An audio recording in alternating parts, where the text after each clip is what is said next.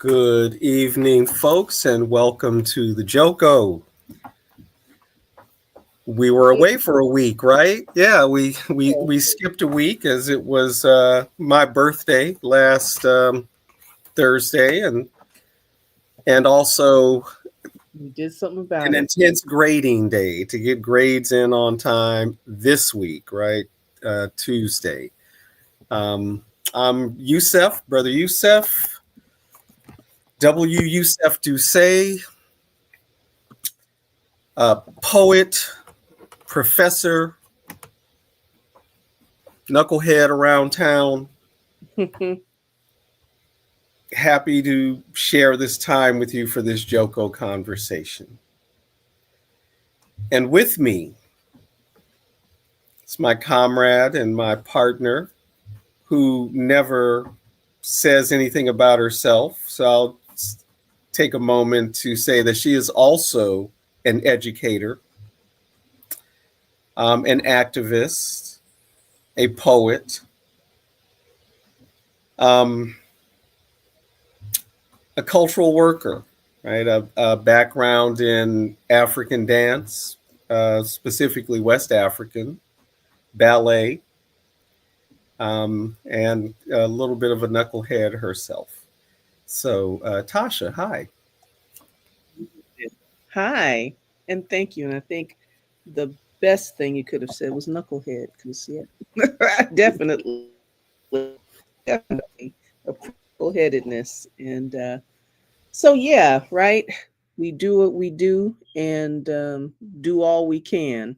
Um, it is important to announce and forefront your skill sets, things that you do, so that your community can know ways in which and your and those who are allied and want to do liberatory work can know ways that you are useful, ways that you can be useful. So thank you for that, good comrade and partner Yusuf. And we always begin with our acknowledgments of the energies that bring us to this place. We acknowledge the energies of the place. Just take a minute to be oriented and, as an old friend used to say, pull our minds in. And so, yes, we acknowledge all of those parenting ancestors and the parents of those parents and family members and all of the influences that have come together to put at the forefront of our choices being a part of liberating the peoples and the non human peoples and the planet from the scourges of extraction and exploitation and all of the different ways, oppressions, all of the different ways that oppression is expressed, um, to have uh, the fortune to be exposed to thought and bodies and ideas that are absolutely liberatory, right? In these times, I think a lot of people, no doubt, a lot of people are still dealing with and wrestling with um, feelings of hopelessness in the face of some kind of almost force of nature, right? in this in this onslaught of these people. But what a fortune it is to be able to build and carry with you some information that helps you to see the landscape a little clearer and understand that no, they're not forces of nature, they're just forces of greed, accumulation, that have been or continue to be bad and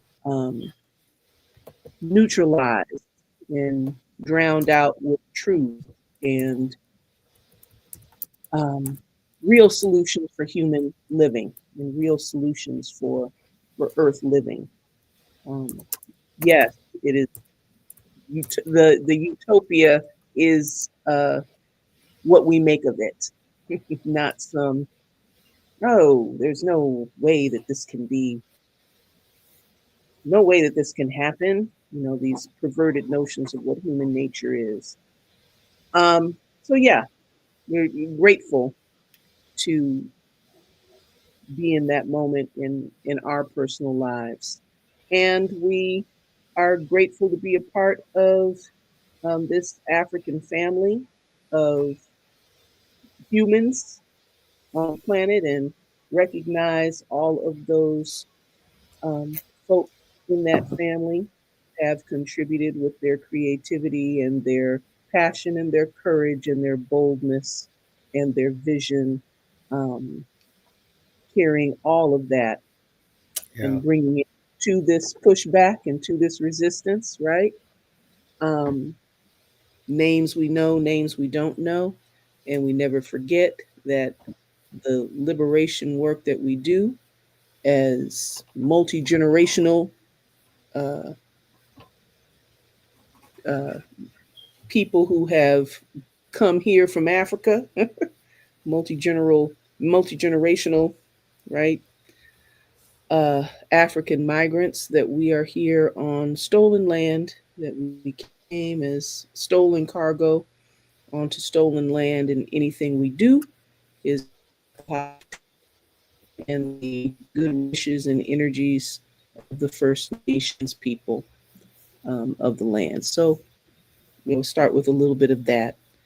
And so we are picking up our conversation this evening, yeah, about um, consumerism, what it is to be in uh, consumer culture and the epitome of that culture in the American experience, right? In the American experience, and looking at the implications and the roots, and um, how that consumerism serves to retard liberation, how it serves to keep us unliberated. And Yusuf, you may want to build on that, express around that. You froze, and now you're I back. froze. Now you're back. But I was Okay. going to say there were some visual issues with your camera, I think. Oh, Um, okay. so now you look a little clearer than you Okay. looked for a minute. So I think Okay. it's okay now. Whatever it, with that little freezing and reloading maybe took care of whatever the problem was. The computer self-corrected or Okay. something like that. Um, yeah. So to pick up, right? Well,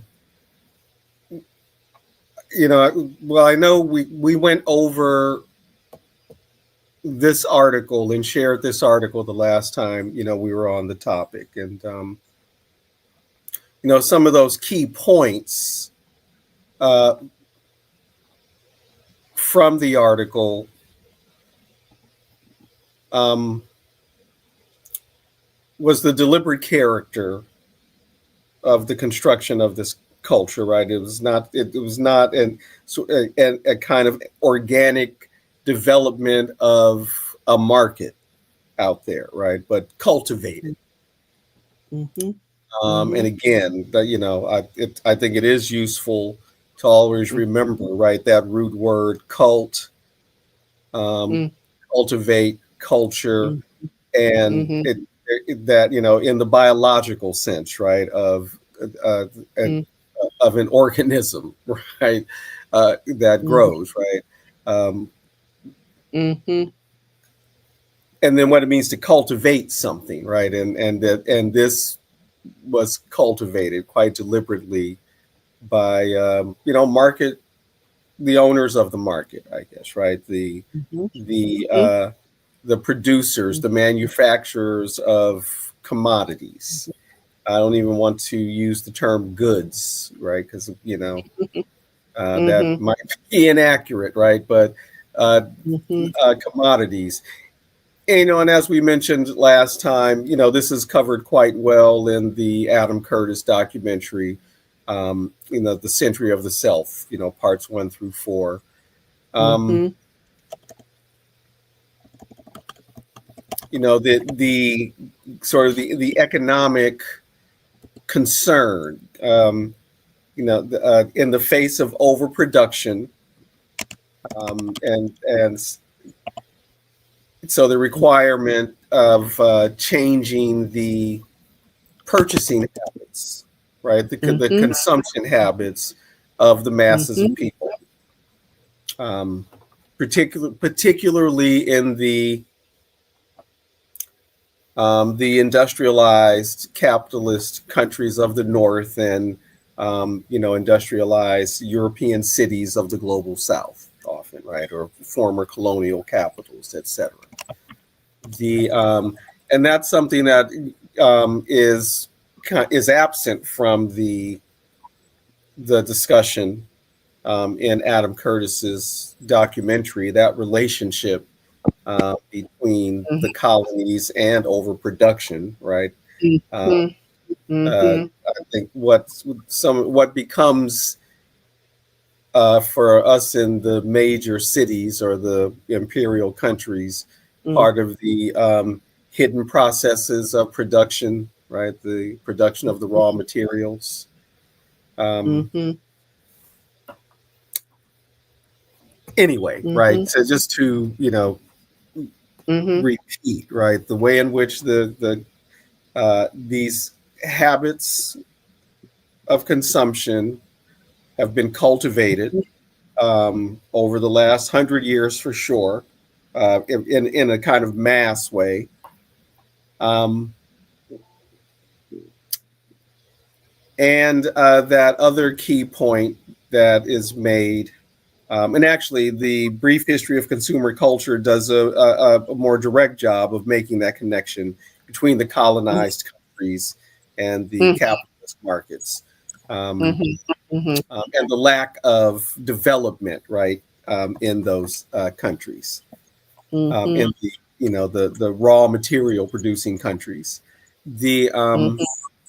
But the other thing, right, the way in which, or rather, part of that cultivation, part of that changing the habits of molding the thinking of people, is the way consumption is becomes status marker, right? Mhm. What we consume, Mhm. um, Mhm. Yes. either solidifies our class status or Mhm. announces our class aspirations, right? So, Mhm. those key points. Mhm. Uh, And always, I'll throw in um, that emphasis on the announcing of the aspiration, because it's always an aspiration. It's always mhm, aspirational. This None of it is real. It's all illusory, you know. And yet the symbols of status have so much impact, and the acquisition of them, you know, um, create this false, like this to up a term, a false consciousness, mhm, a false, mhm, sense of being something other, a false sense of being aristocratic or whatever mhm, that is, right? Because we don't necessarily mhm, have those kinds of definitions as such, mhm, those kinds of mhm. memories. Uh, Aristocratic, though, large we and in wouldn't charge, use that language. affluent, Right, right. fitted, Boss, boss, boss. right? Right. That we've got, Mhm, We definitely have um symbols and notions emerging also from that Mhm. same pool, that same set of images Mhm. representing power. Ultimately, Mhm. you're Mhm. in a position of of power, right? Which is Right. really is what status is about. Where your standing is in society, and yet it is all illusory. And I know that you're going to talk a little bit more this evening about myth and propaganda of Black buying power, but just isolating the phrase itself, the term itself, as a specific piece, but the phrase itself, buying power. It's almost Orwellian. You know what I mean? It's Mm. almost because there is absolutely no power in Right. buying. Well, You know, that and I don't know is completely true because I mean the power can be found in it because we see the power of consumers when they don't consume, when they don't consume, this is right? true. Yes. As the pandemic should have shown everyone, when Yeah. it was difficult to consume and some things couldn't be Yeah. consumed, and yeah, et cetera, right? That Yeah. was certainly, you know, um, could demonstrate the importance of the consumer in the economy. Um, it's how they're making their Yes. millions, right? Keep their Yeah. billions, keep Yeah. people buying, And purchase. yet the underlying dynamics of that relationship, I hear what you're saying and I agree. And I would, go back and modify, kind of qualify um, that point. But in terms of the consciousness and what the buying is about, even though that buying does have the cup, or the non-buying has the capacity to arrest the the owners, the elite, the folks who are doing the damage and perpetuating the damage. um the extent to which we don't use that continuously, you know what I'm Hmm. saying? Just Hmm. kind of betrays. It's like a special circumstance kind Yeah, of a thing. It's not well, understood. It's not exactly. And the based. pandemic, created the condition, right? The Right, whole world couldn't buy, right, so it's right. and it takes something of that scale, right, to Hmm. really demonstrate that power, right? Because I hear what you're saying and completely agree, right? And and then what emerged during that time, right? As the waters recede, and you can see all the Mhm. shells and the this, that, and the other. It's conversations like about uh, how wealth is distributed and arranged, and the possibilities. Conversations about, or what I mean, folks who had I didn't mics catch and that. seats. I didn't catch that. I'm sorry, did I Your voice freeze? distorted. Okay, let me try it again. Am I clear? Can Yeah. you hear me if I Yep. slow down? Okay. I said during that time, during the pandemic, when Hmm. those contradictions were clarified, and I said the waters receded, and you could see all the little shells and the little, right? Conversations were emerging about universal basic income, about Hmm. this whole socialization of wealth, you know. So it opened in that space, it opened Hmm. the the conversation to expand that consciousness. Right now Yes. we see it as a, you know, as just as a sometime tool for, Right. what I'm saying, for Well, this is, I again, guess, it's the scale hard. that mattered, right? It did. We needed a global pandemic to fully demonstrate that power. Yeah. Hmm. Is Target an international department store? I don't Are know. there Targets in Mexico? and Canada, which are where are places that might be interested right now in boycotting Right. Target because of the comments of the current president. And I Yeah. bring it up because there have been reports that the contemporary boycott of Target is having effect. Right. Um, Partly because it's been sustained for the most part, right? That they've lost a lot of customers. It's certainly in California, maybe around the country. Their Mm-hmm. home base is in Minnesota, perhaps in Minnesota also. Mm-hmm. Black, Mm-hmm. Latinx, other people of color for sure, and maybe Mm-hmm. others. Maybe the queer community is boycotting, all for the same reasons, right? Around this, Mm-hmm. Mm-hmm. acquiescence on DEI, which we know is Mm-hmm. not a revolutionary solution. Exactly. But Exactly. as we've been talking about, any reform is too much for the reactionaries. Um, Mm-hmm. so I asked that question because there's a difference, right, between this effectiveness and again, what's made it effective is people's willingness to stick with it over several Mm-hmm. months, which at the beginning, at the Mm-hmm. call for the boycott, a professor at San Jose State, made that observation. I can't remember her name, but I do remember her making the observation um, Mm-hmm. because of a boycott that had been called in that area. Um, that what would make this work was if it went on for 3 months, 4 months, right? It needed to be sustained, and now it's been that. But what does that mean, right, for a corporation like Coca-Cola, Mm-hmm. where you might do a successful Mm-hmm. boycott of Mm-hmm. A product. Mm-hmm. Or set of individual products. buying habits, right?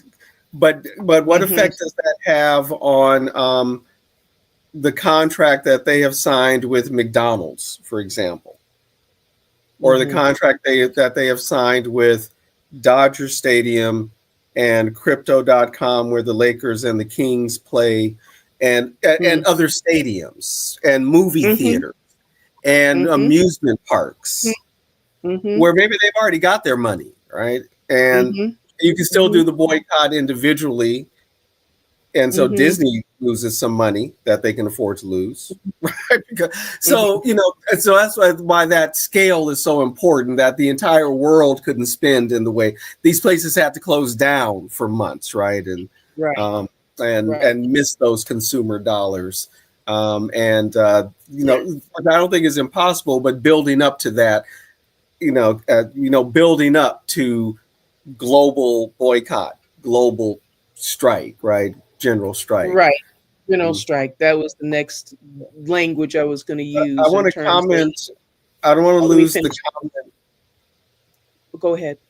I don't want to lose the comment you made about buying power. And Mm. the Orwellian sense of Nature of it. buying. Yeah. Yeah. Yeah, because I think that in terms of where you were just going, which I was uh, going to also kind of talk about that emerging, that language. And when I say emerging, I mean emerging to mainstream stages, mainstream platforms, where they're more visible platforms. That language was emerging at the time too. General strike, universal basic income, all these kinds of, or what, corporate welfare, all these kinds of, issues. But yeah,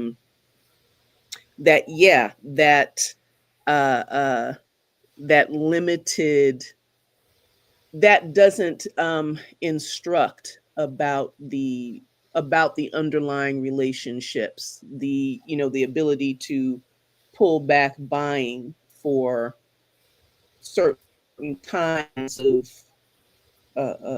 effects, for kind of targeted effects, as you just said. It's reformatory or fits into a reform mode, and it certainly isn't revolutionary. It's you know, couched in a whole different in a modality that does not understand the underlying relationships, that right, that there can be a um, fundamental relief is possible, you know, that a fundamental relief is possible, that these that the relief from the misery and access to services and all those kinds of things in itself is possible. So that is one of the points that Dr. Ball makes in the myth and propaganda of black buying power, and why it's called that, and why propaganda is such an important word in the title, is, you know, the term buying power is one of these kind of advertising public relations created terms. Specifically created in the press, including and maybe principally the black press, or at least that phrase, black buying power. So buying power broadly, and then in the black press, black buying power, to attract advertisers to the media products. Right, so they're trying to get advertising dollars by promoting this idea of buying power, generally, and you know, the more general, and then more specifically, black buying power. That isn't based in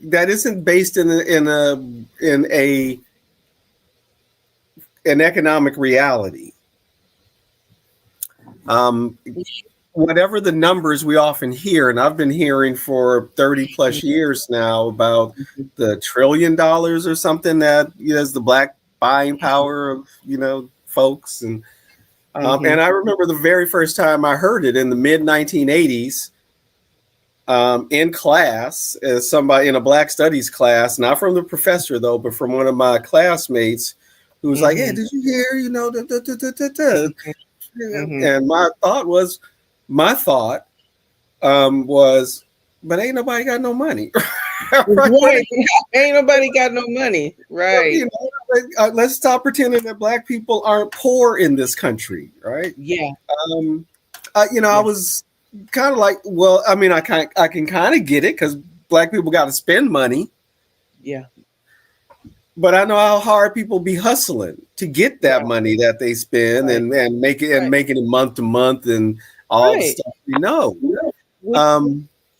Anyway, and so that was the mid 80s when I first heard it, but it's much older than that. Myth and propaganda demonstrates, might go back, you know, now without the book in front of me, to the 40s. You know, it's been around as an idea for a while, because again, it you know, the black buying power specifically, used as a tool by the black press to attract advertising dollars, but already being used, right? I think by the press generally, right, to attract advertisers.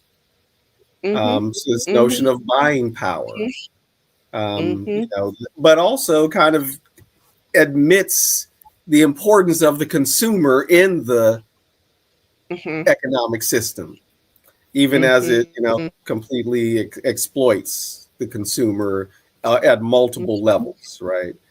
And we're always buying more than just the commodities. You know, the commodity is an ideology, right? There's something ideological about it, right? Yes. In the system. So yeah, that, you know, that Orwellian aspect of it, right? And the very specific kind of public relations origins of it. Mhm, Orwellian does describe it, right? I think you mhm, were right on with that. mhm.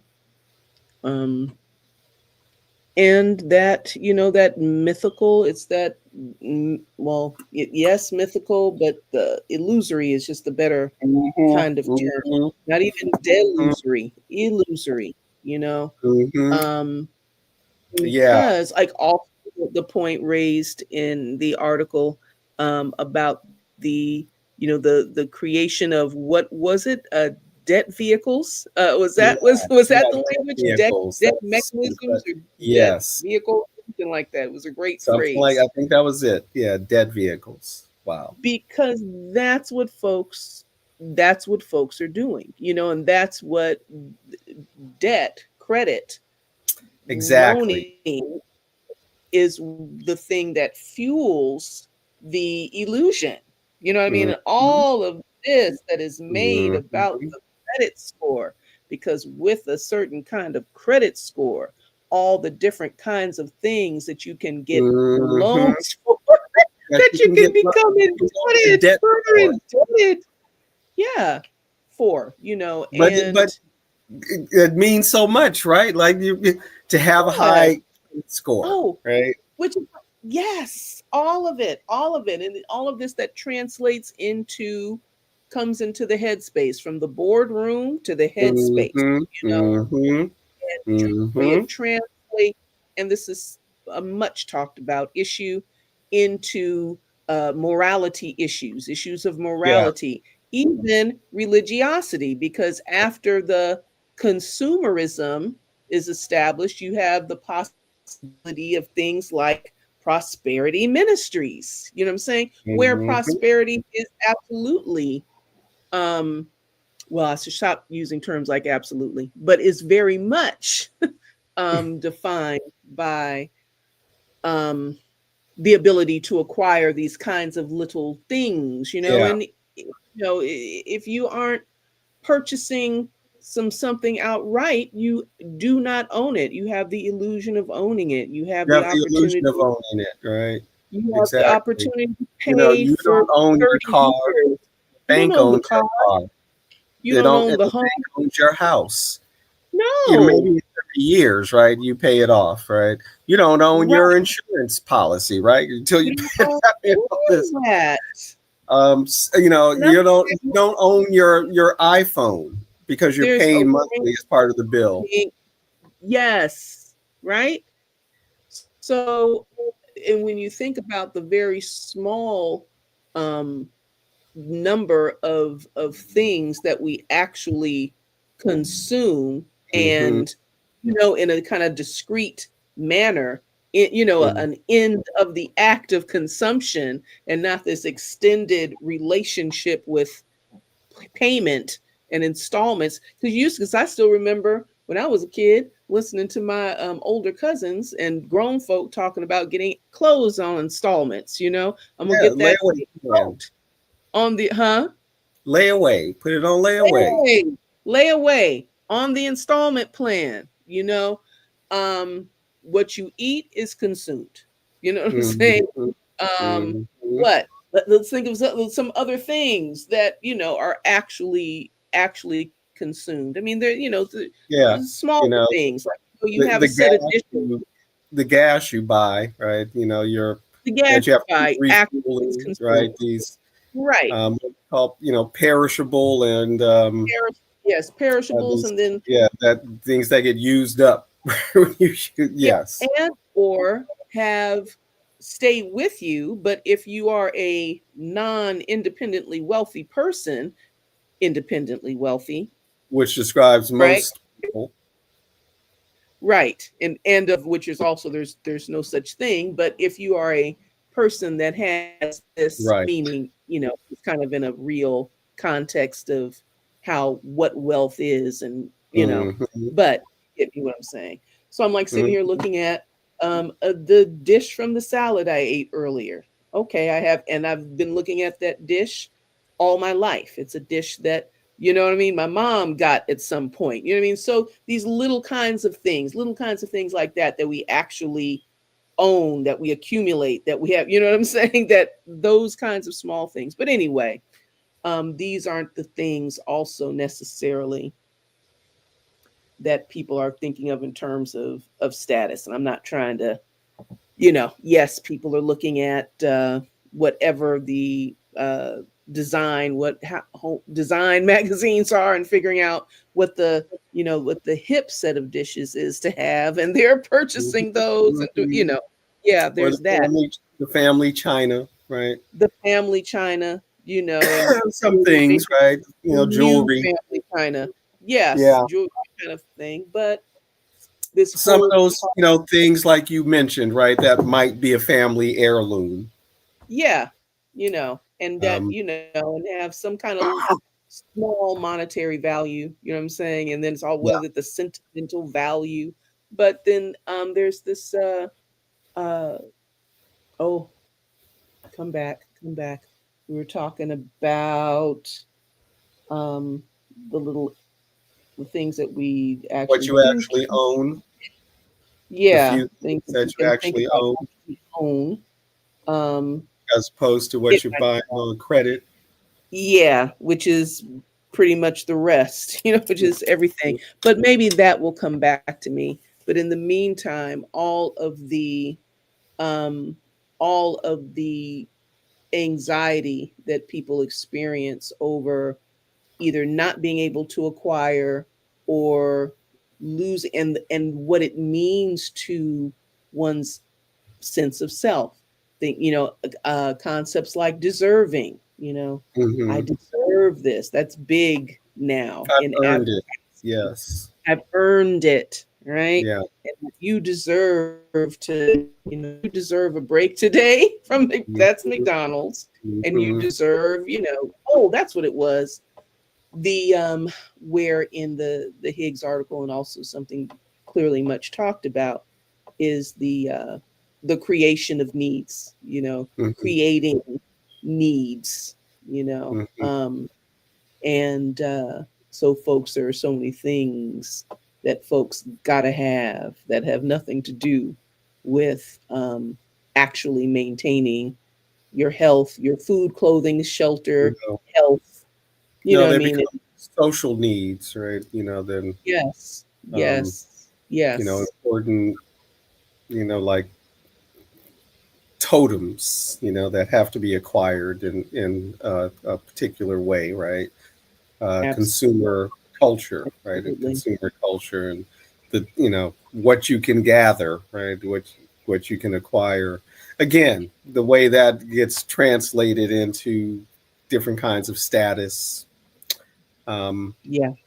that make no material difference, right? In families' conditions, No. individuals' conditions, and certainly, um, Yeah. well, it's what helps maintain the system, right? And Absolutely. the ideas that are consumed Mhm. also, right? That Yeah. the ideas that are for sale, in different ways, um, Mhm. Mhm.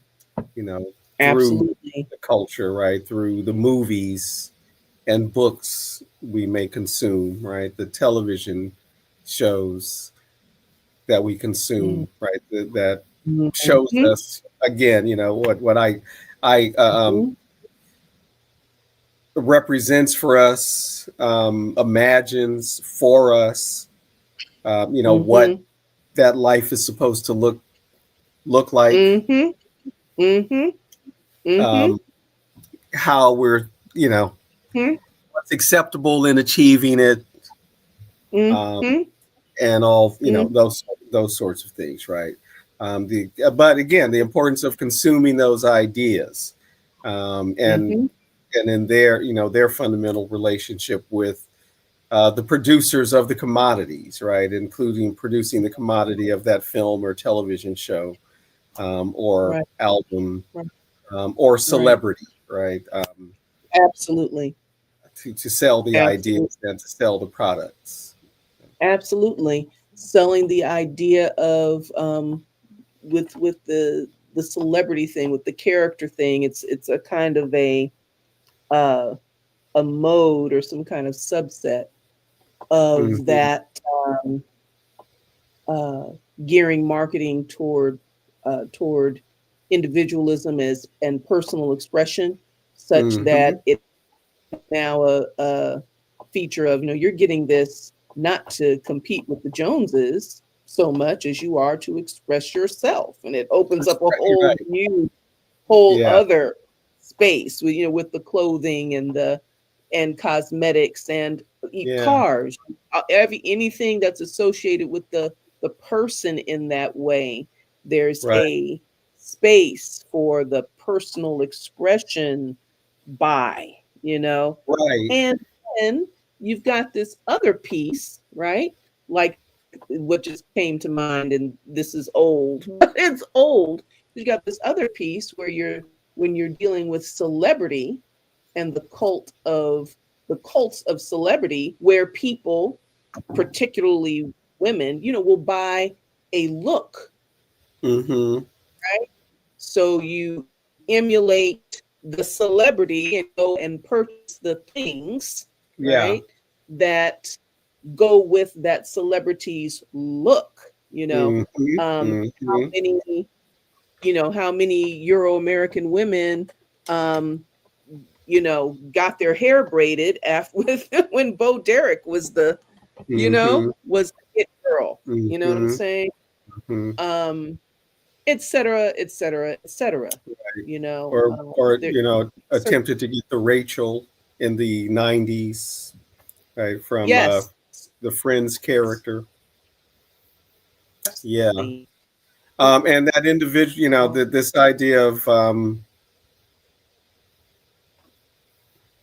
achieving, it's a contradiction, right? So everyone's trying to achieve a particular look, right? So so there's a level of conformity going on, Yeah, um, while it's you're being expressed as you're expressing your individuality, but then right. that is juxtaposed to this idea of the communist East, right? The communist Russia, where everybody dresses the same and Yeah, drab, yeah, non-individualized clothing, right? So this mythology, right, right, is placed right, alongside it, right?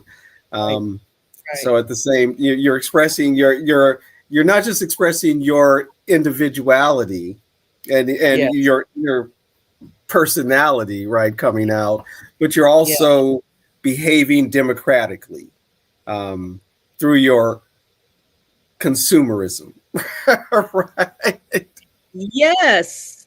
Like another common critique or complaint or something that is presented as a drawback, as a Right, critique of some of the democratic socialist countries or some of the, what I mean? It's like, yes, but I went and it was lovely. And yes, I guess this is nice and that, da, da, da, da. Never mind the complaint about higher taxes, right, but the stores, you really don't have a lot of choices. You know what I'm saying? Because they don't right, have a right, million different brands on the shelf. There's not right. a but this kind of immersion in Hmm.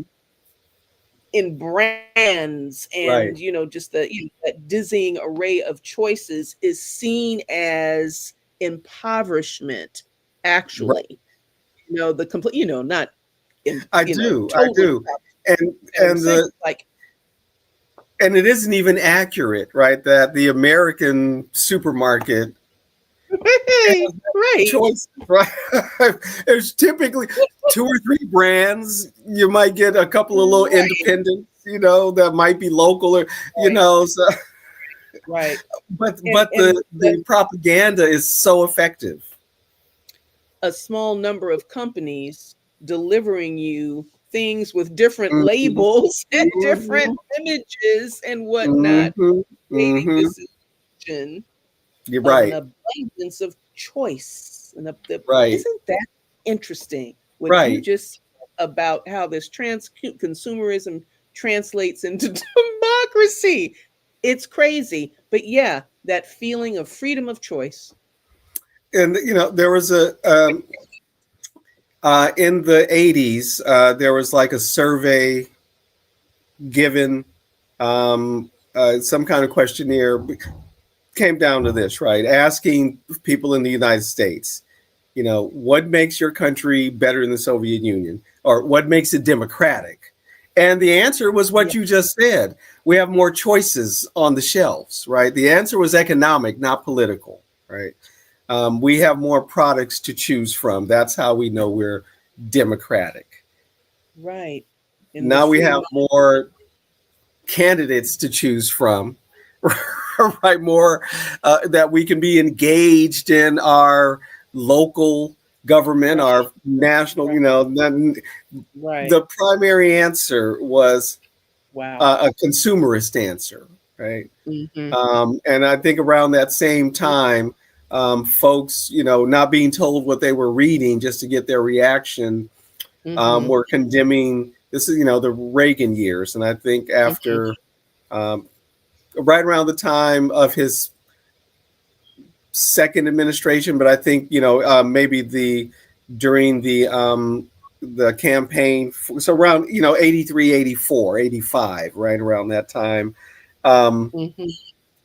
folks being shown a copy of the Bill of Rights without it being labeled, and a number of people saying, "Oh, well, this is communism." Right? But again, not even recognizing, their own Bill of Rights, right? And to recognize also that it's the first 10 amendments, right? It needed to be added to the Constitution, right? Those rights were not there in the original version. So anyway, just a very carefully, and all of those those forces that create the markets or market choices, present those commodities to bring those commodities to market, are the same class of forces, the same class of folk that are producing the educational literature, or educational processes and whatnot. So, and the educational funding or defunding. So that same person who is conflating choices in a supermarket, wow, with with actual choices, But choices, this is what it means, and not recognizing, a democratic country. And they said, it's a democratic country. We're free. We're free. How? Because we're free to choose products. Because we earn it. Because we're free to choose products and dress how we want to, and be how we say what we want to, and even as that anyway. We know, and all those things we know, right? And live lives of pleasure, right? We get to go to Disneyland or Six Flags, right? And we work, got to beg for vacations, but we can take that 1 week, or maybe lucky enough to get 2 weeks, right? And travel with the family or something, and do some more consuming on our travels, right? Yes, and the fact that we think that is something, those will describe those things, and we think that that's something because our information, choices are so limited. What we understand about how people are living and how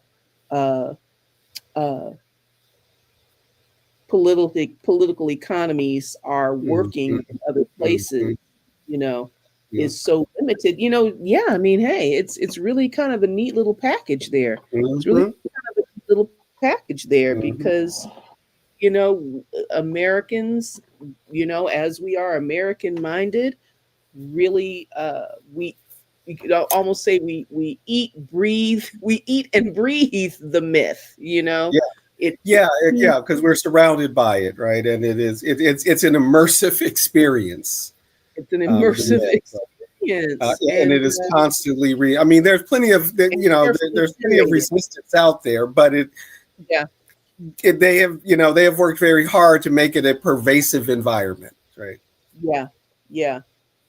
and the way, and I'd love for you to elaborate on this more and or again, as you brought up in our last conversation about this, or maybe it was a conversation that we had in terms of this being, and we're talking about the period of big people's resistance Mm-hmm. blooming in the 60s and 70s. And you were saying, yeah, the consumerism itself, the ability to re-engage people in consumer culture itself, was a counterinsurgency. Yeah. Um, Talk about that. well, yeah, because I mean, and the first part of our title for tonight, the culture industries, right? Being important in that also, really kind of promoting, um, consumption versus, engagement, right? Or activism, um, or levels of, or its usefulness in, what's the word I'm looking for? Minimizing, um, um, minimizing resistance, minimizing revolt, making, and making it a laughing matter, right? Mm-hmm. The you end up on television with um, the caricature of the environmentalist, the ecologist, right? Um, the peacenik, all the various, kind of ways, right? Parodies of black militants, parodies of Chicano militants, etc., right? Parodies of the the wild socialists. Um, Mm-hmm. that and that has a history longer than the pop culture of the 70s, the 60s, the 70s into the 80s, right? Um, the 90s even, but consistent, right? Radical solutions must be either um, condemned, demonized, demonstrated to be untenable, any kind of radical solution, irrational, right? Destructive in various types of ways, um, and or uh, again made laughable, right? Structured inside of a joke in some kind of way. Um, TV shows like our beloved um, Mm-hmm. Good Times, which I still will always like more than the Cosby Show ever, right? The but Good Mm-hmm. Times, um, Mm-hmm. always presenting the Jack Leg black politician, right? Who is Yeah. now in Yeah. some ways it's accurate, right? The black Mm-hmm. politician who is Mm-hmm. self-interested, basically, right, and corrupt. Yeah. It did take Yeah. the time, right, to an episode about an earnest young black politician, trying to make change, who loses the race, right, but learns a lesson. Um, talked about the character of Michael Evans, right, who's the radical in the family, um, Mm-hmm. and but his radicalism, his ultimate goal is becoming a U.S. Supreme Court justice, like his hero Thurgood Marshall. So it isn't radical, right? But even his Mm-hmm. radicalism, such Yeah. as it is, right, his militancy, Yeah. such as it is as a character, um, Yeah. diminishes over the seasons, right? Yeah. The there are episodes. I think about what was that from the '80s, the TV show that made Michael J. Fox a star. I forget what it was called. Not Growing Pains. Family, Yeah, Something about family. family something. Yeah. Yeah, Um, you it know, wasn't a family affair. no, Something not Family family. Matter. Family Matters. Was it Family Maybe Matters, or is that the one with I'll what's look his it up. Go name? ahead, make your point. That's something Urkel. else. Family Matters was Urkel, right? Yeah, But it's yeah, something like but yeah, anyway, right? His parent, or yeah, the character's parents, right? Were yeah, these liberals, progressives, hippies, whatever, from the '70s, who are made to yeah, um, yeah, look hapless in a way. Um, yeah. Again, Or caricatures. mindless. What You say wonder again? how they can mindless. You wonder how they can make it from the front Mindless, door. yes. Just Not unable to withstand the arguments of their conservative Reaganite son, right? And quite interesting.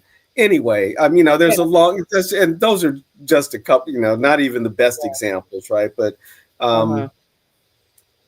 it's just imperative. And on the one hand, unnecessary for like a government official to be there in the production room, in the writing room, saying you can't do this, you can't do that. Um, at some level, right? Or really, the the television, the networks that are going to produce these television shows or these television films or these movies. Um, Mm-hmm. These they're corporations, right? They're not going to promote any kind of militancy, um, Right, right. regardless of what the writers' politics might be. And of course, we shouldn't underestimate how effective,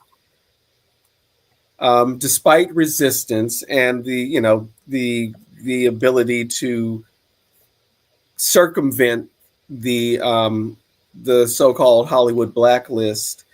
Nonetheless, right, it still had a chilling effect on the political content of a lot of the stuff that certainly comes out of Hollywood, Mm-hmm. through the regular, the mainstream corporate studio system. Um, Mm-hmm. but nonetheless, at the same time, so it wasn't necessary for and isn't necessary for a government official to be there to say you can and cannot do this, right? In that kind of Mm-hmm. censorship way.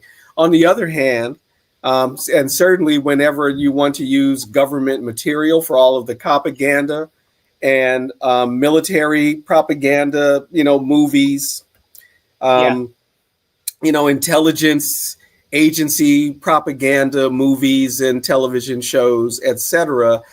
You do have to get like Pentagon sign off, right? If you want to use their material. There are mm-hmm. so there are cases in which a government official, a military official, an intelligence official is signing off, and not in secret, right? If people take the Mm-hmm. time to read the Yeah, credits or watch the credits, military advisor, right? Various types of advisors and stuff like that. Um, but again, those sort of the hidden processes of production, right? Nobody's thinking about that. We're mostly thinking about no, the content, right? The right, thing we enjoy, what we right, consume, what right. we tolerate the commercials, which is really why we're there, right? Or at Yeah, least from their point of view, and those, yeah, yeah, yes, etc.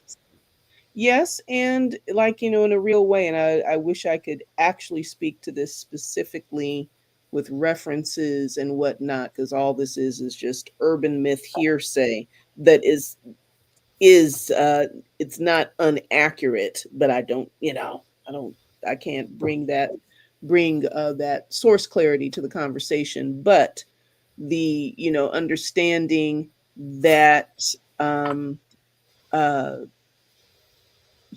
psychological research and behavioral psychology in particular, you know what Mm-hmm, I'm saying, mm-hmm, uh are what techniques, applications, however that would be said, mm-hmm, are applied to marketing. And so, you know, they know how to get a rise out of folk. They know how to direct traffic in a sense, you know, Mhm. and which was Bernays' fundamental contribution, you know, and that's just been built on in terms of, right, you know, how to, uh, so we get tied back to, um, through as the article discusses, as the Higgs article discusses the importance of the conditioning instruments, the radio, and then television, Mhm. being a Mhm. big time conditioning instrument, because all of this consumerism is wrapped up in the pursuit of the American dream, is wrapped up in the pursuit of that a particular place, which becomes um, maybe more and more elusive, more and more, certainly in real terms, um,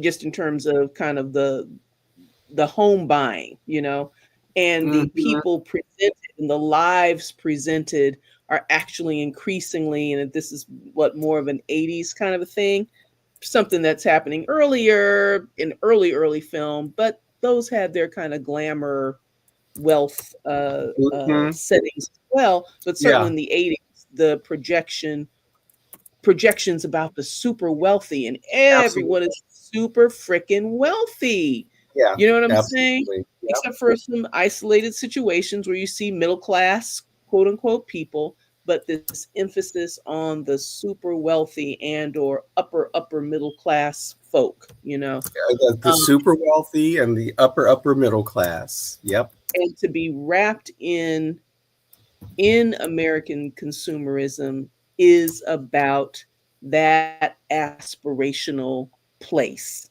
Yeah. assimilating into that aspirational place. And if you're doing Yes. that, you can't be thinking about society in any real practical Right. way. And No, yes, within that mechanism, I it's mean, made absurd, ridiculous, all these these things are the that you just Reagan years, right? I mean, that was kind of the Reagan message, and um, the first iteration of "Make America Great Again" and make America comfortable with its racism again, and hmm that very thing, that promotion, right? That's why um, you know the Cosbys is such of the moment, right? This affluent black family, right? A doctor? What was he? An obstetrician or a pediatrician? And the wife's a lawyer, right? And they're nice brownstone in New York, hmm right? This and a lot of black people, right, preferring. They were so happy to watch it instead Absolutely. of good times, right? And um, Yes. because they wanted to see that. And again, that's the counterinsurgency, right? The effectiveness of the counterinsurgency with the imprimatur of Yeah. Dr. Alvin Toussaint, right? Mhm, So um, Dr. William Cosby, right, and all that. mhm, Yeah, that mhm. and what was the TV show? Lifestyles of the Rich and And Famous. famous, absolutely, that was big, which, And by then, the of way, course, there was mhm, so starting in the 70s, but into the 80s, Dallas, and then, mhm, Dynasty, right? Is the mhm, response to that. And there was even that show mhm, Falcon Crest and, mhm. all All this the sort different kinds of, yeah, all the variety of, right. and the variety. Um, and yeah, a really important mechanism for controlling, for what is it?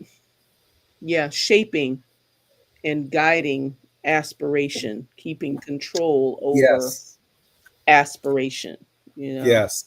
um, so that folk And aren't aspiring to a just world. promoting promoting that acquisition, right? Or, these are the signs of you getting over or succeeding, or Right. this is freedom, right? Your ability to participate in the economy or in the society like any other middle class American, Mm-hmm. by which they really meant upper middle class. Um, Mm-hmm. sort of, Mm-hmm. that's it, the fantasy. Mm-hmm. I wanted to share a title as you were mentioning, like a specific reference that, Yes. and this is really about film, but it came to mind when you said that, something that people can look up. Mm-hmm. And there's also a YouTube channel by the same name, Mm-hmm. Camera Politica. Okay. Um, and it to me it's a really good book, right? It looks at the political content of film, particularly Hollywood film. Was really, I've just, full disclosure, was really instrumental in the kind of work I ended up doing, the kind of scholarship, right, I ended up following Mm-hmm. through. Um, and before I started looking at community theater and independent film, um, I was Mm-hmm. probably going to do something that was just primarily film based, partly because of my response to this book. Um, Mm-hmm.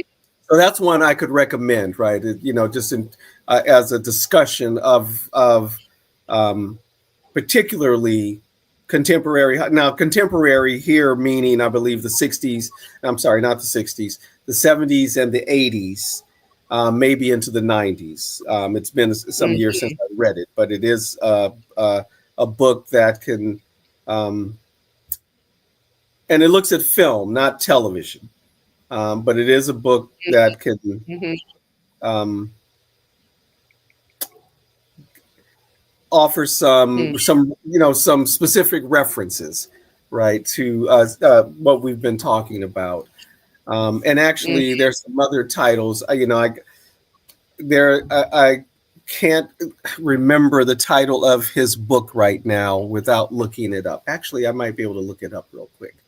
Because there are a couple of very good books looking specifically at the African image and the African American image more specifically in television, particularly television through the Mm-hmm. 60s, 70s, 80s, Mm-hmm. maybe into the 90s. Um, you know, I, Mm-hmm. yeah, I can do a quick search while we're Mm-hmm. talking, because the work, people are doing this work, right, and Mm-hmm. unpacking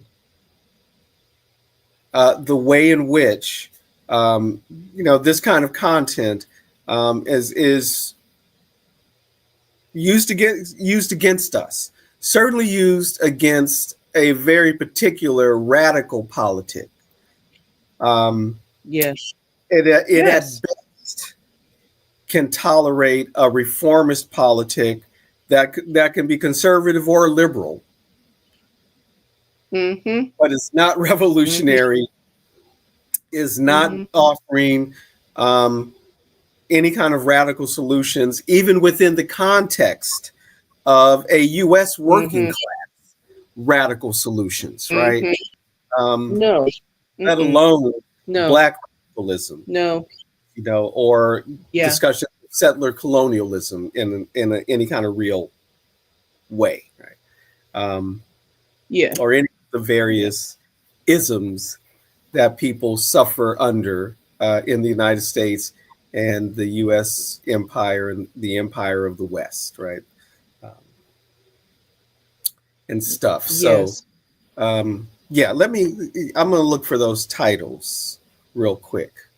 I think I got them right Okay. here. Okay. Let's see. There's never any substantive, um, even in something that could be called reformist, because there's, how often do you see, well, yeah, you do see certainly historical film and film about historical incidents and what have you.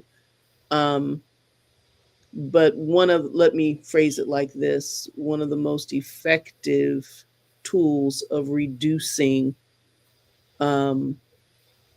radical discourse, revolutionary discourse is reducing everything to the personal, to the Hmm. interpersonal, To everything the personal. interpersonal drama, Yeah. yeah, about individuals and their individual struggles and their individual characters, their individual, you know what I'm saying? Their Yeah. individual circumstances and situations and um, these kinds of things. And it's a very good place, for instance, a very good modality to work in to reinforce ideas of, for instance, racism being about a person, the problem of racism reducing to a problem of personal disposition, Right. personal, you know, Nothing systemic about it at all. nothing systemic about it at all.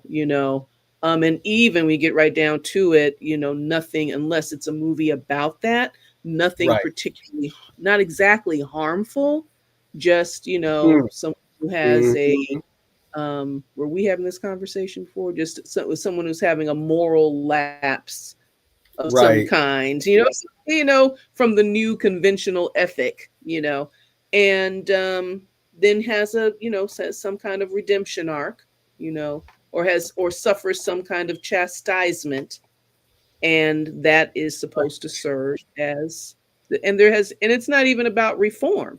You know what I'm saying? Because it's all very Right. limited set of options for response. And again, it's not necessarily presented as a particularly difficult situation. You know what I'm saying? So there's no, Right. yeah, you can't And get. there's a kind of a long history of that. Um, Hmm. Hmm. that describes Julia, for example, right? The Diane Carroll, um, series from the 1960s. Yeah, racism, when it is addressed, it's always interpersonal, a kind of Hmm. benighted, regressive individual, Hmm. and is treated as at sort of like a nuisance, Hmm. not this systemic Hmm. um, weight of oppression, right? And and Hmm. and extraction, right? And the Exploitation and real weight extraction, of it. right? Yes, and the weight. Absolutely. Go ahead. Yes. No, no, Yes. no. This, yeah, that exact. Just what you and just wanted to indicate how long it's been addressed that way, right? And increasingly so. I mean, I think there was probably a period there in the 70s where there was a little more directness about racism, but that went away, right? I think you can, there was a little more that you can point at. Again, example of good times where you could Mm-hmm. talk about systemic issues, both systemic Mm-hmm. racism and other systemic issues. But that Mm-hmm. was a blip, right? Just like how many movies do you find that in it, any way question um, U.S. foreign policy and practice of empire. But there was a little, there was a few in the 70s, right? Movies like Every Boys and now and then. Company, right, right. Yeah. So it's the rareness of it, right? But Nothing. the moment Yeah. when there was a rupture that made it possible, but it was just a moment. Because mostly, and it has been, just as you described, always this interpersonal um, experience and like Mm-hmm. an individual flaw within someone who may or may not be redeemed or reformed in some kind of way, depending on the TV show, Mm-hmm. the made for TV movie, etc., right? Mm-hmm. Yes, absolutely. Even in when images become iconic, the it made the discussion made me think about, because I was just listening to um a, a, a piece with Elizabeth Eckford, um Mm-hmm. Rock Nine, the iconic picture of the mob surrounding, the young woman. And so, the image, I think that it is safe to say, that the image reads as, a story about the heroism of this group, right?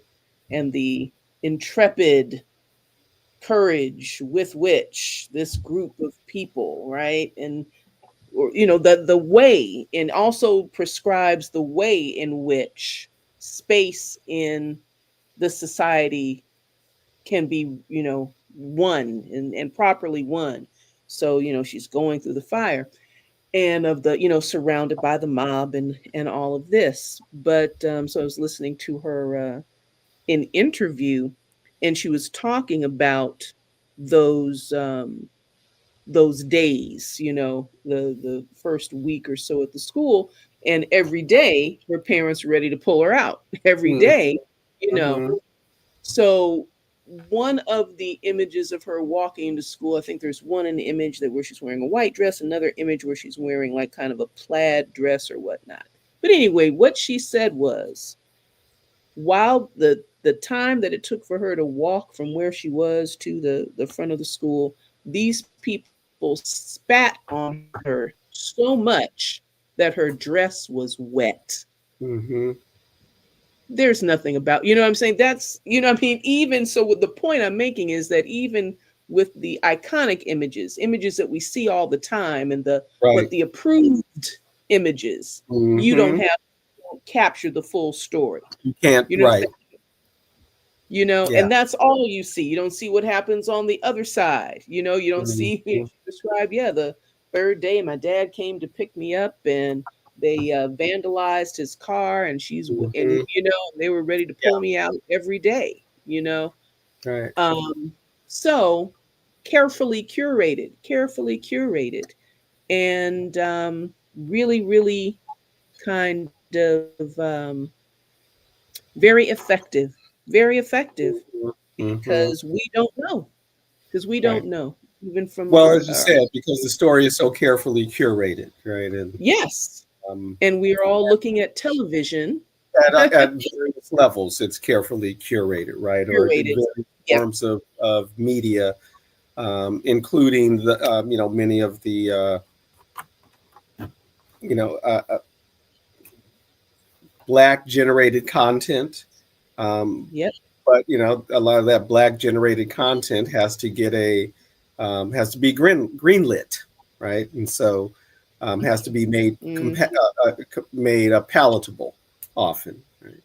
If people aren't Mm-hmm. willing to go the independent route, as the local artist, well, local to us here in Los Angeles, right?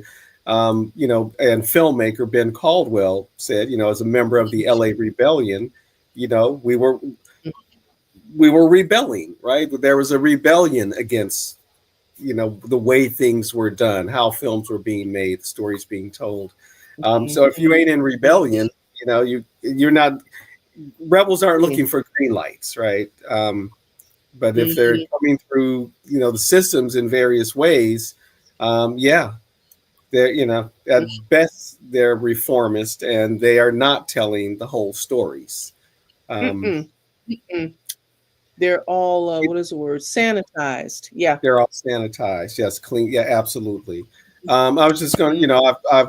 I've put on the screen, a good book about African American image on television, Donald Bogle, Primetime Blues. I would recommend, Mm-hmm. checking that out. Um, if Mm-hmm. you want to read more about the way the black image is deployed, and especially has been deployed on television. And also this book by Fred J. McDonald, Blacks and Whites, Blacks and White TV, right? African Americans in Mm-hmm. television since 1948. And that's a book that came out in the early 90s, I believe. I wonder if there's a third or fourth edition. I don't know, but I'm just familiar with the second edition. Mm-hmm. But those are a couple of titles that are worth, looking at. And actually, I can add a third one. Um, I think I remember the subtitle.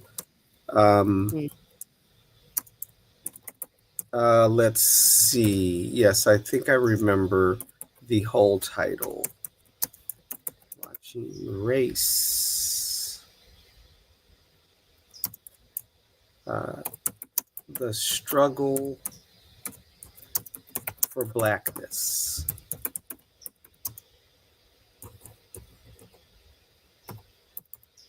I think I've got the title right, on TV or on television, right? Herman Gray, Watching Race is another good title, right? Looking at, Black images on television, the way they're deployed, the way it's a site of struggle, right? Again, a site of contending images, um, right? The And also so critical in promoting that particular kind of consumerism that I think, we Black folks have certainly been subject to, and has been part of the counterinsurgency to put down all that rebelliousness of the mid 20th century, right? Coming into the last quarter of the 20th century, right? That had to be put down. And one of those ways of pacifying is a few more jobs, a little more credit, right? And spokespersons and celebrated people who get a stake in the system and, speak for the system in all these various ways. Even if they're calling for reform, they certainly aren't calling for radical solutions, right?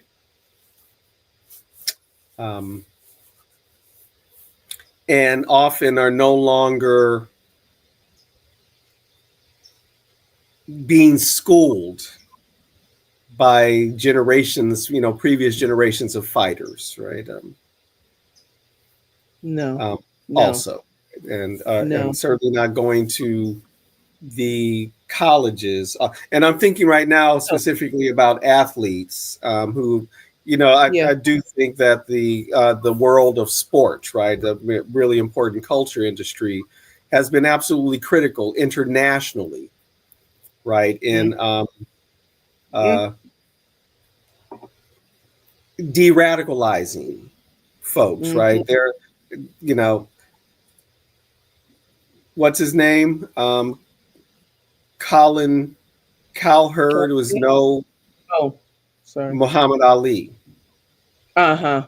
And even Muhammad Ali got, sort of recast as an American hero in some kind of way, right? Yeah. It's very interesting. Yeah. Very interesting. And I think that in many ways, and there have been athletes who have suffered for their political stance since the 1980s. But I do think, it is very much encapsulated in, Michael Jordan's response about the conditions for workers in Indonesia or some other country that were putting together, the shoes for Nike, right? Manufacturing shoes. When he was asked about their poor wages and, the sweatshop conditions and all that. And his response was, Republicans buy sneakers too. That kind of encapsulated the attitude, right, of the emergent, Black athlete. Yes. And, yes. And new cultural hero, the new hero of the hero of the path of aspiration, the new hero. Right. Everybody wanted to be like Mike, right? That was an ad campaign. Be like Mike. Be like Mike. And all of this kind of, the promotion of and the magnification now of the ruthless businessman, right. And it's not about, it's not about social responsibility, and it's about, whatever. Right, exactly. Piece, you saw that transition in what was allowed to become popular in hip hop, Now there's always an underground, but just in terms of what was promoted, as you Yeah. recall, some of the hip hop of the '80s, the early '90s, but late '80s, you got something coming out that the folks are calling gangster rap, and Right. some of it is Right. quite on point with some political commentary, and a whole bunch of it is gangsterism. And in Yeah. the promotion of that, though, right, and the promotion Yeah. of these, this self-hating, this misogynistic Yeah. material, right, Yeah. this man-hating material, right. I mean, just all this negativity being Yeah. um, Yeah. pushed, and at the same time, I think often underappreciated or maybe under Mhm. theorized, right? At the same time, the early Mm, 90s, um, mhm. the promotion of, the very specific promotion of of dance hall, Mhm. but dance hall that in Jamaica at the time, folks were calling slackness, right? Some of that Right. same gangsterism Right. being promoted, Right. not positiveness, not Right. culture, not revolutionary Right. messages, right? And this Right. around the world, this Mhm. effort to squash revolutionary radical voices in all the culture industries. If you don't speak out, you're going to lose your job, right? And again, it doesn't take too much information to be able to get some insight into how this curation process is comes about, Yeah. and to understand that there's a curation process in place. And what Yeah. makes is making me say that is, as I'm listening to you talk about like a phrase like they allowed gangster rap to da, da, da, right, and the Well, not counter, the allow, promote it. Yeah, I don't want, yeah, promote allowed, it. I mean, this, yes, but even if we say allow, even if we say allow, the point being the when folks hear, let me say this, in general, it goes back to that not understanding that there is a hidden hand. You know what I'm saying? That things aren't just evolving spontaneously, and that's not at the top of the charts just because it's the best available kind precisely, of that sort of precisely. thing.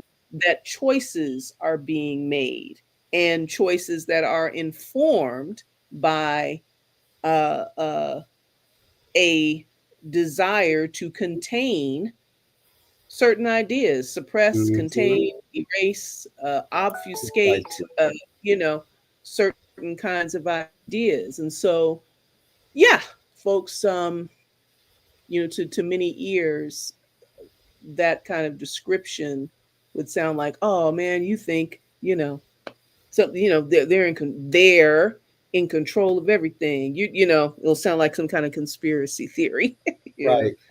but it's actually just a very Yeah. real and Because guess what? ongoing process. They It's are in done in control of most things, right? I mean, yes, just in terms of yeah, ownership, you know, understanding how the control works. positions Yeah. of power, right?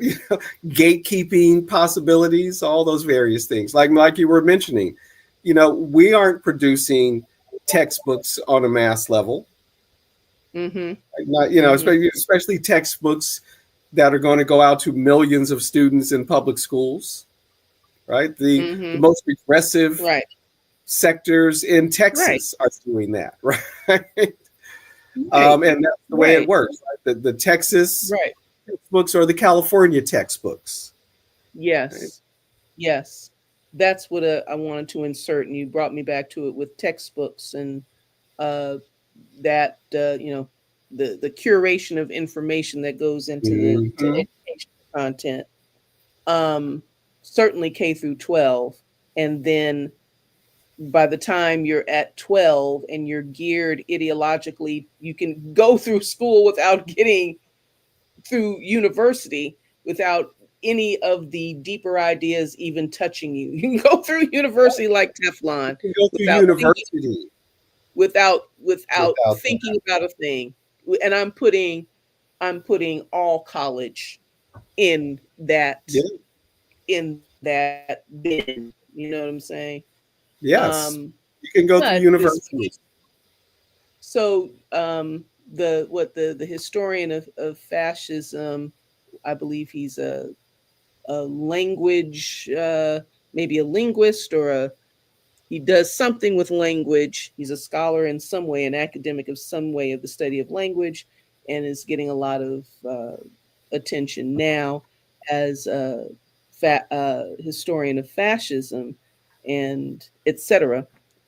Um, Talks about the importance of why is controlling education so important in fascism. And this was something I was listening to earlier today.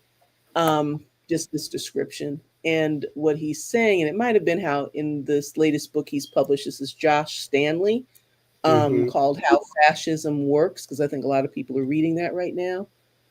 Um, where he's like, yeah, the point of controlling um, education, of controlling uh, the big part of it, and what's important to fascism is to flatten out, to contain the You're so breaking up. The importance of controlling yeah, education is what? Now you're frozen. I wonder if it's going to. and you No, your voice is distorted and your image is frozen right now. At least for me. The last that time that happened, it sort of reloaded itself. So didn't get to hear the end of the comment of just why it's important. Okay, looks like you'll be back. Looks like Tasha is having a little technical difficulty, so should be back with us momentarily. Um, and we'll pick up the conversation because I do want to hear, what she was going to say about Josh Stanley and his comments on why it's so important for fascist regimes or fascist movements to try to control education. And again, it's so interesting, and more than interesting, right? It's instructive. Um, in terms of telling some genuine history of the United States, the development of the United States. The textbooks already weren't great, even where they were, adding content on, and of course, it's put in the language of contributions, right? Um, Contributions of African descent people, African Americans, contributions of Native Americans, etc. Put in that kind of language. Um, there were already there were already difficulties with that, and even those concessions are too much for the fascists, right? Currently, and so are seeking further control, right? So you were saying what yeah Josh Stanley's point about why fascists need to control education. is also because uh, controlling the uh, opportunity to make an observation about difference and variety and the reality of differences in perspective, the way higher education breaks up that kind of parochialism and breaks up that kind of tunnel view, Mhm. that in and of itself is a threat to authoritarian control, the authoritarian state. There's no, no room for actual um, creative thinking, actual plurality. No room. You can't take a risk on folks, uh, uh, understanding and seeing and witnessing the reality of diversity and a plurality of perspectives and a plurality of experiences and all of these kinds of things. So, got to keep it flat, got to keep it contained, got to keep it, you know, um, in a place that is able to separate everything into a dichotomy, you know, good and bad, us and them, Hmm. all of that. Hmm. And And that is most certainly the project of the people empowered right now federally for sure, and how many of these states also, Mhm. because they are. This is what I one of the things I appreciate about the historian Tad Sturmer, I think is how he pronounces his last name. Um, a lecturer at Johns Hopkins, an historian, and is an historian of the founding period, right? The Mhm. 18th, early 19th, centuries U.S. founding. Um, the importance of being of resisting the mythologies, the patriot mythologies that have been developed, and confronting who these founders really were, what the system was, etc., instead of repeating the mythologies about democracy, etc. The Mhm. Mhm. uh, Anyway, um, we've been at it for an hour and nearly 40 minutes. Yes. Um, Yes. Maybe we could just shift gears a little bit before closing, Okay. to news of the day or updates on LA. There's still these Yeah. ICE raids going on, in Los Angeles, uh, as there are in Yes. other parts of the country. Um, Yeah. we aren't getting the coverage, right? There isn't the coverage that there had been, but there's still local coverage. Even that isn't, Mhm. around the clock in the way it is. But um, communities in Los Angeles, working class communities in Los Angeles. In fact, I think there's a fairly seems to be, fairly widespread uh, disgust with ICE, resistance to ICE and other federal agents, continuing to kidnap Mhm. people off the street, whether they are citizens or not. And then, so how I don't hear people talking about it. So let me use the language. How can you not say this is not ethnic cleansing? So this euphemism, Right. ethnic cleansing, um, Yes. going on in this Yes. country, Yes. and also want Yes. to continue to resist, some of this commentary that from some, black folks that this is not our fight. But I keep Mhm. seeing black folks, out there side by side with their, Mexican neighbors, resisting ICE, clowning ICE, telling them to get out of their neighborhoods. That's still happening. And folks are posting and posting about it. And it's difficult for me to think that, this kind of injustice, African descended people in the United States have no stake in it. If we are the people of Ubuntu, if we are the people of Ma'at, um, then we know we have a place. If we think of ourselves as freedom fighters, then ain't none of us free till all of us are free. I mean, all the various things. So again, just wanted to, emphasize the way in which all sectors of communities in Los Angeles County, in Orange County, in San Diego County, in Ventura County, Mm-hmm. Kern County, Riverside County, San Bernardino County are resisting ICE, and they're all over. Yeah.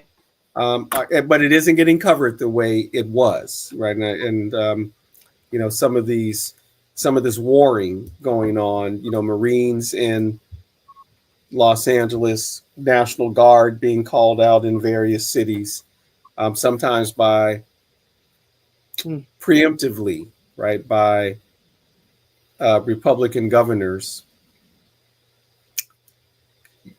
bombing Iran.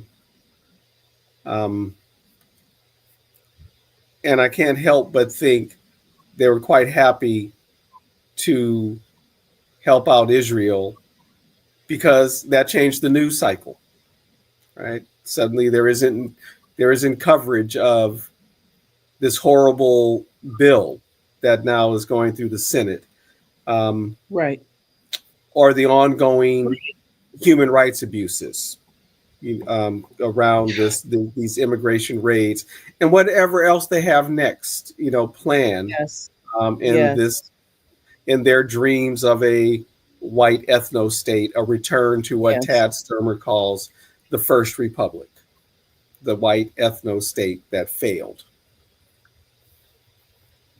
Anyway, just want to offer a few comments, there.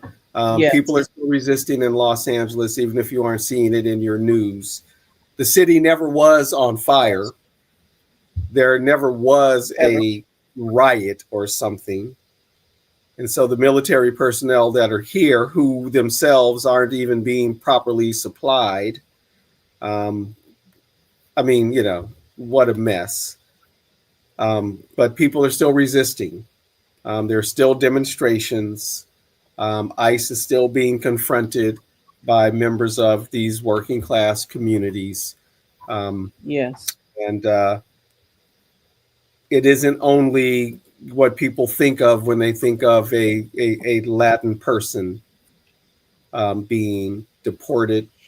There's certainly Black people being deported, rounded up, deported, various Asian communities. Even, Yes. they're even roughing up, they're making Europeans feel uncomfortable, right? And stuff, they're just acting out like wild. So anyway, but Los Angeles remains strong, continues to resist ICE that is putting all of us at danger, really. So, anyway. Yes. You want to add anything? Yes. But not too much, putting all of us in danger.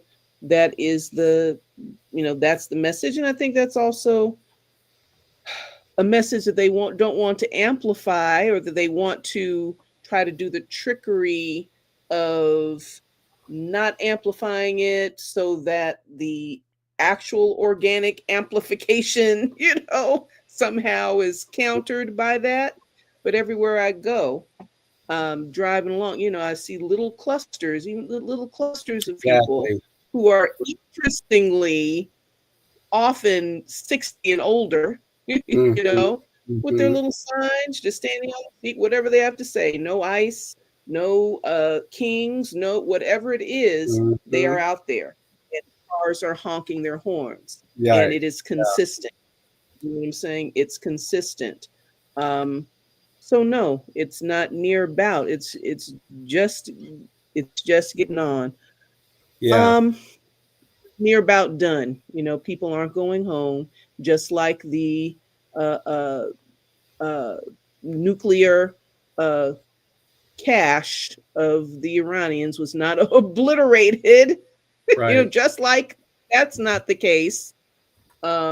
Neither are the people in the street going home, and they have added no attack on Iran and have added, that's right, and some very specific anti-war demonstrations have emerged. Yes. Right. yes. So, day by day, let the energy continue to grow, let it Hmm. expand in the way that it needs to, let the consciousness Yes, expand in let the the way consciousness that it expand needs to. and the solidarity spread far and wide. Yes.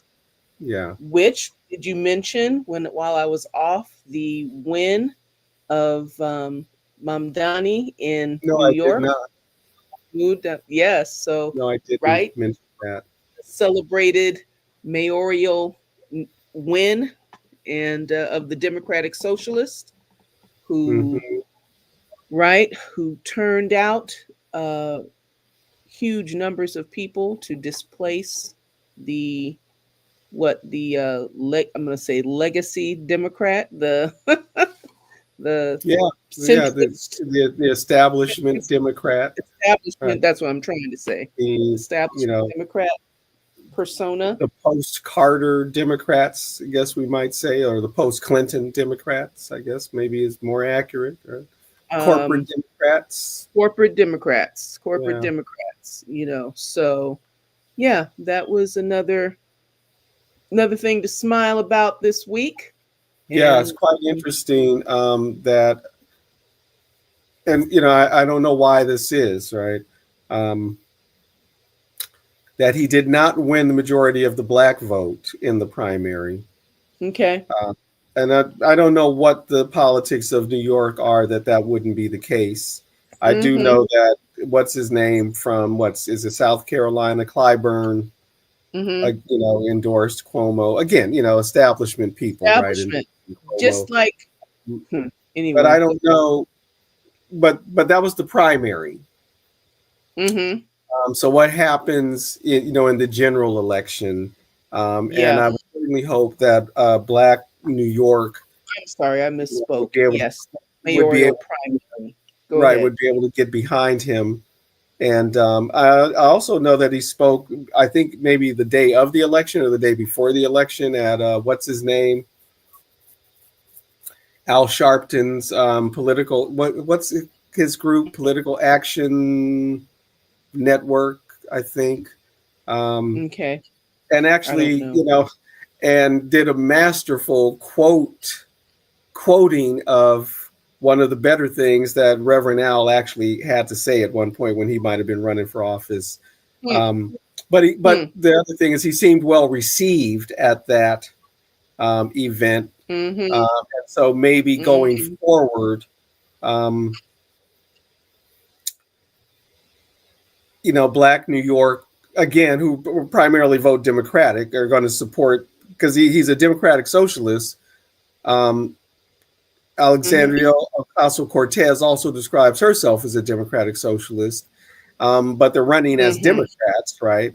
And so, I do think that campaign is smart enough to not just take for granted that they're going to get black votes, though, that they will reach out Mm-hmm. to make sure that there's the turnout, um, and Mm-hmm. that black Mm-hmm. folks are smart enough to see Yeah. what's going on, right? And Their so interest. I Yeah. don't know what the issue was in the primary, and it might have been. I actually heard some commentary that there's a certain practicality about it. He was a long shot, and you know, we need to support somebody who can actually win. Well, now that he has won, he can be reimagined as someone who can actually win. Yeah. Um, for all of our enthusiasm as a group around Barack Obama, we weren't behind Yeah. Barack Obama initially, right? Until it was Mm-hmm. demonstrated he was a viable candidate. So it might have been some of that. So it'll be interesting to see how that plays out. Um, Mm-hmm. he was, he won with the progressive white vote, right? And Mm-hmm. primarily, the Mm-hmm. Latin vote went primarily for Cuomo also in Mm-hmm. New York. So some of the breakdowns of that. Mm-hmm. Um, but again, since those are constituencies that typically vote Mm-hmm. for the Democrat, and he'll be running as a Democrat, Mm-hmm. and his plans are popular. I think that bodes well.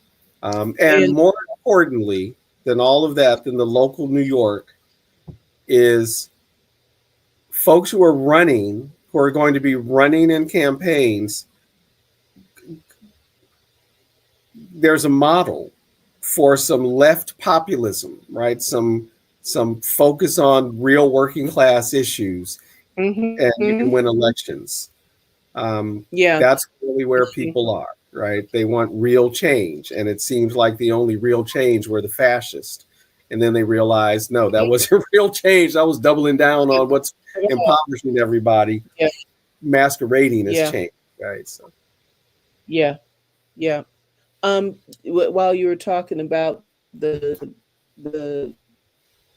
groups, the way different groups vote, demographics of the primary vote, um, said a youth vote, winning mhm. the youth, young Mhm. new voters, you know, a certain kind of age bracket. Mhm. Did that kind of encompass, or to your knowledge, um, encompass those various ethnicities? I don't know. Like if it's like, I, okay, I don't know. I mean, I know he did well with and the that, youth vote.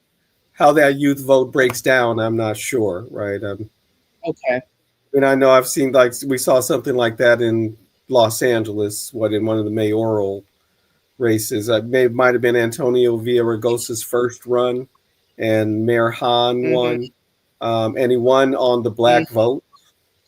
But the black mm-hmm, vote under a certain age, like the black vote under 40, maybe, was for Antonio Villaraigosa, right? So, and it might have mm-hmm, been one of those things, right? So, but I wondering, haven't seen those kinds of breakdowns.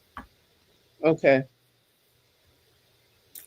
Yeah, haven't seen those kinds of breakdowns mm-hmm, yet. Either way, though, I agree. It's a good sign. Um, you know, a sign. Of some kind of alternative. Again, there's a question of whether this can actually whether this can change the Democratic Party into something that's actually an opposition party, which still is probably unlikely. Will they get the message? Doubted, but we'll see. But so then maybe something like the Working Families Party can be emboldened in their message. I don't know. I know that the sister from Seattle, um, whose name I keep forgetting, Kashama Sawant, I think, is running for Congress. I don't know if she's running party affiliate or as an independent.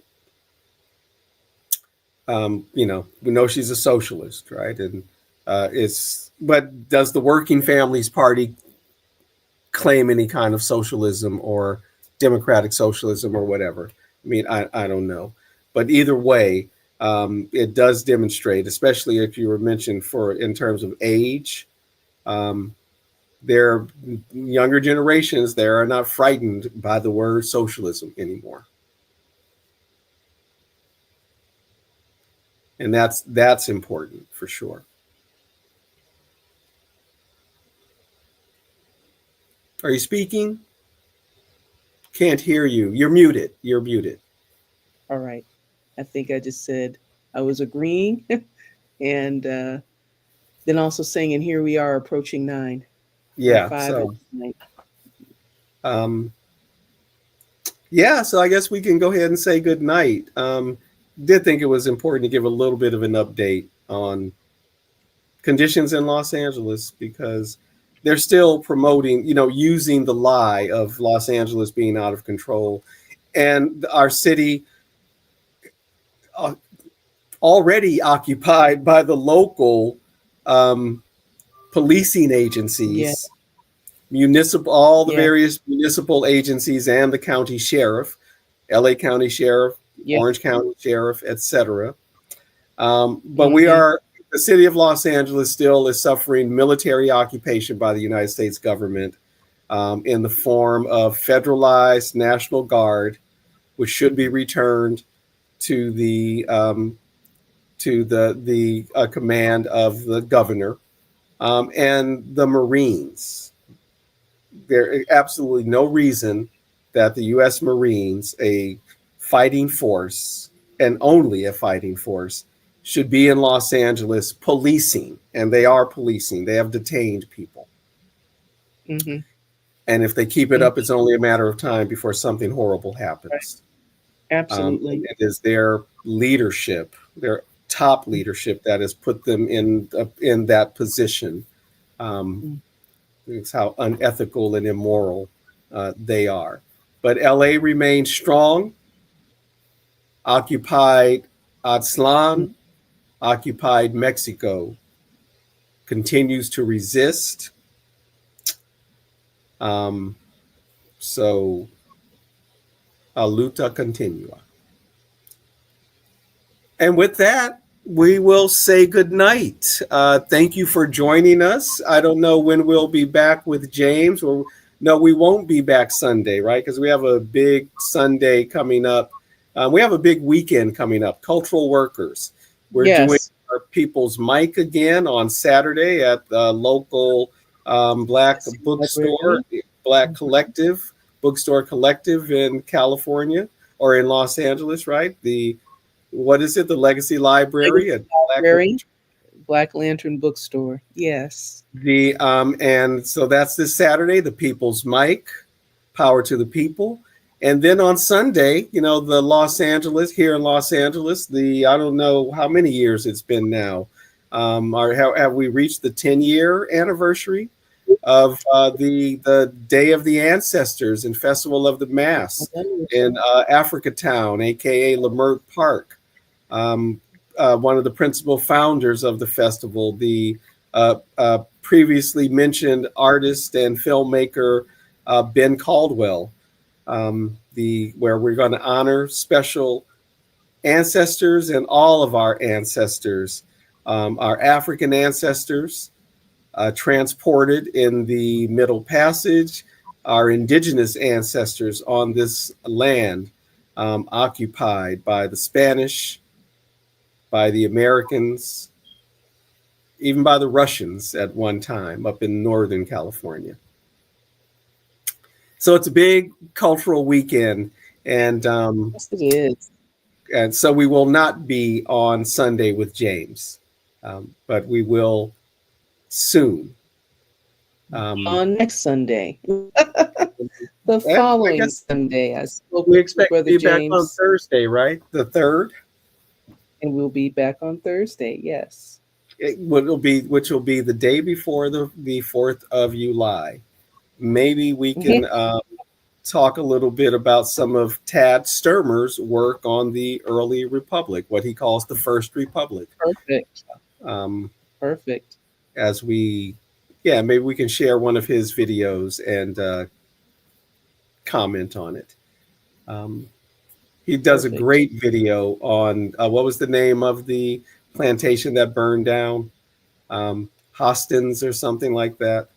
Anyway, we'll be back next week, y'all, because we're running up on 2 hours now because I'm still running my mouth. So, peace, subscribe, like, share, comment, and we will see you next week. Next time. Peace, everybody.